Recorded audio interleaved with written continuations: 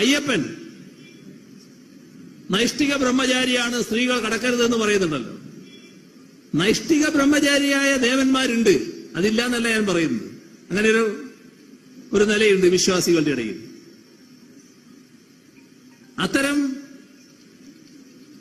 ദേവന്മാരുള്ള സ്ഥലത്ത്, അത് ഇന്ത്യയിൽ തന്നെയുണ്ട്, വടക്കേ ഇന്ത്യയിലാണ്. ഈ പൂജാരിയും ബ്രഹ്മചാരിയാവണം.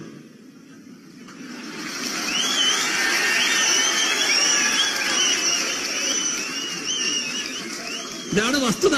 അവിടെ പൂജാരി ബ്രഹ്മചാരിയായിരിക്കും, അദ്ദേഹം കല്യാണം കഴിക്കാൻ പാടില്ല. നമ്മളെ ഇവിടുത്തെ തന്ത്രിയുടെ ബ്രഹ്മചാര്യം നമുക്കറിയാലോ.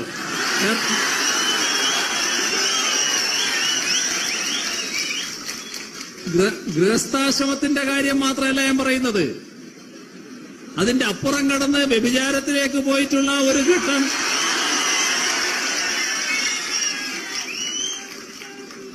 അതല്ലേ.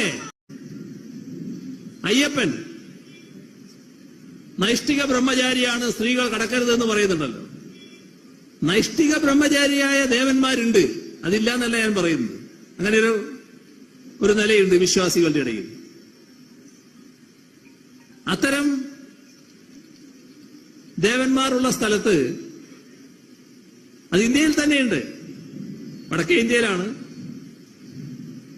ഈ പൂജാരിയും ബ്രഹ്മചാരിയാവണം.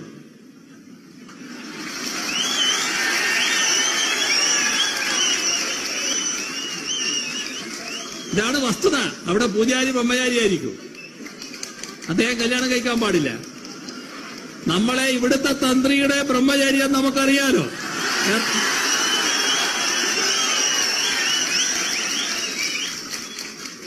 ഗൃഹസ്ഥാശ്രമത്തിന്റെ കാര്യം മാത്രമല്ല ഞാൻ പറയുന്നത്, അതിന്റെ അപ്പുറം കടന്ന് വ്യഭിചാരത്തിലേക്ക് പോയിട്ടുള്ള ഒരു ഘട്ടം